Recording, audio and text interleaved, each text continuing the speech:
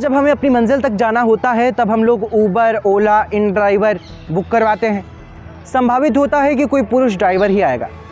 उस दिन मैं भी यही सोचकर खड़ा था, मगर साइड में इंतज़ार कर रही थी अपनी स्कूटी लिए ममता जी मुझे मेरी मंजिल तक पहुंचाने के लिए। आज उन्हीं की कहानी है। जिसने भी उबर बुक करवाई वो ममता को देखकर चौंक गया। 47 साल की ममता पेशे से एक उबर चालक है। मंजिल तक पहुंचने वालों की कतार लंबी रहती है, इसलिए ममता सुबह से लेकर शाम तक अपनी ड्यूटी पर डटी रहती हैं। हाय, मेरा नाम ममता है और मैं दिन भर लोगों को उनको मंजिल तक पहुंचाने का काम करती हूँ।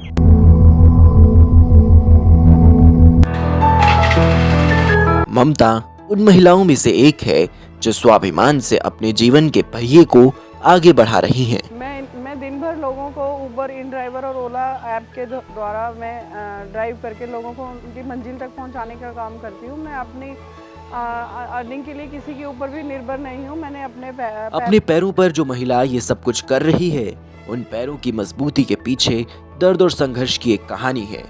आइए सुनते हैं वो कहानी ममता की ही जुबानी।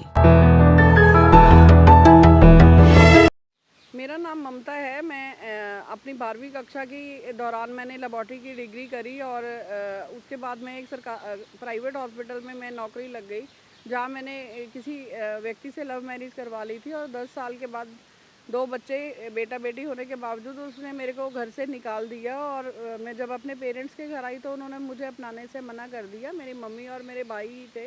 फादर मेरे जब मैं छोटी बाल्यावस्था में थी तो मेरे पापा की डेथ हो गई थी।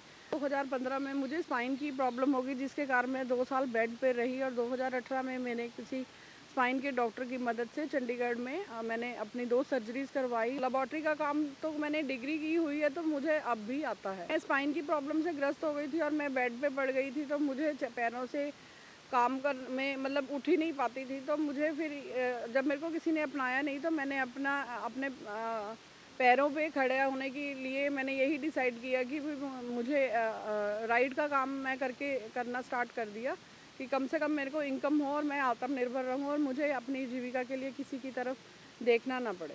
आप अपने ऊपर विश्वास रखें, अपने आप को मजबूत बनाए रखें और किसी भी परिस्थिति में अपने आप को सरेंडर नहीं करना चाहिए और हालातों से हमेशा लड़ना चाहिए। अगर आप सच्चे दिल से और सच्चे मन से मेहनत करते हो तो भगवान उसका फल जरूर देते हैं। ममता का बीता समय आज भी उनके चेहरे पर एक अलग सी छाप छोड़ गया है, मगर ममता ने कल को आज की बर्बादी का कारण नहीं बनने दिया। ममता उन सभी के लिए मिसाल हैं जो आसानी से किसी भी विपदा से भयभीत हो जाते हैं।